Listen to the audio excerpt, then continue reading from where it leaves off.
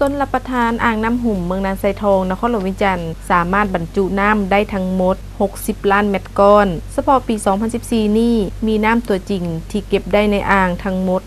53ล้านเม็ดก้อนสามารถผลิตพืชฤดูแล้งได้ดังนี้ทำการผลิตนาแซง 2,400 เฮกตาร์พืชล่มลุก200 เฮกตาร์รวมแล้วผู้ที่นำใส่น้ำชนรับประทานอ่างน้ำหุ่มมีทั้งหมด21บ้านมี2เมืองดังนั้นชนรับประทานอ่างน้ำหุ่มจึงเป็นปัจจัยสำคัญและตัดสินชี้ขาดให้แก่ชาวกสิกรอ้อมข้างอ่างดังกล่าวและทุกๆภาคส่วนที่เกี่ยวข้องเช่นห้องการเกษตรกรรมป่าไม้เมืองนครหลวงวิจันทร์ก็คือกระทรวงเกษตรกรรมและป่าไม้จึงได้เห็นความสำคัญและเอาใจใส่จัดตั้งขบวนการออกแห่งงานเพื่อคำนำหับต้อนกองประชุมใหญ่องค์คณะพรรคเมืองนาไซทองเพื่อส่งเสริมการผลิตของชาวเกษตรกรและก็เพื่อความสะอาดงามตาเฮ็ดให้น้ำไหลสะดวกลงได้ในเนื้อที่นาของพ่อแม่ประชาชน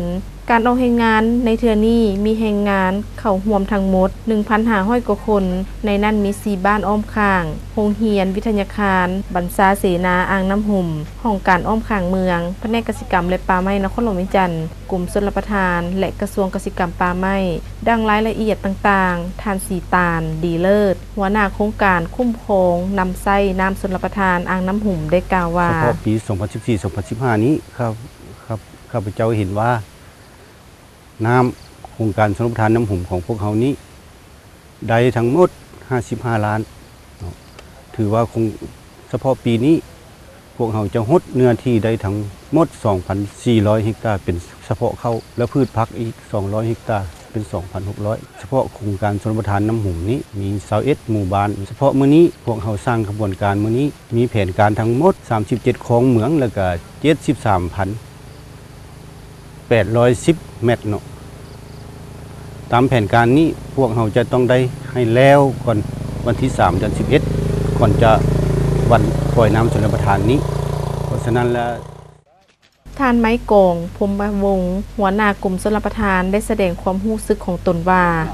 ปีนี้ก็ถือว่าน่าพึงพอใจเห็นว่าอ่างน้ำหุ่มก็ถือว่ามีน้ำเต็มเนาะถือว่าฝนตกก็ค่อนข้างอุดมสมบูรณ์แล้วก็ค่อนข้างมาตามฤดูกาลได้เห็นอ่างเขาเต็มคือว่าคาดว่าจะรับประกันในการสนองน้ำให้แก่เนื้อที่นั้น1,600 หา 2,000 เฮกตาร์เยอะโครงการนี้ท่านไก่สอนอินทรีเชียงใหม่หัวหน้าแผนกเกษตรกรรมป่าไม้ได้เว้าสู่ฟังตื่มอีกว่าการสานกระบวนการนี้เพื่อต้นรับต้นเนาะ2วันประวัติศาสตร์คือวันศาสตร์2ธันวาคมครบรอบ40ปีและวันสังทั้งพรรคประชาธิปไตยลาวครบรอบ60ปีแล้วแต่ก็วันเปิดน้ำในวันที่3เนาะเดือน11นี่จะมาถึงนี้เนาะอันนี้ก็การมาอันทางป่ามื้อนี้เนาะอันนั้นไม่คงเมืองมื้อนี้ก็ถือว่าเพื่อรับต้อนในวันดังกล่าวหันเนาะเพราะว่าปีนี้ก็ถือว่าน้ำหุ่มได้เฮานี่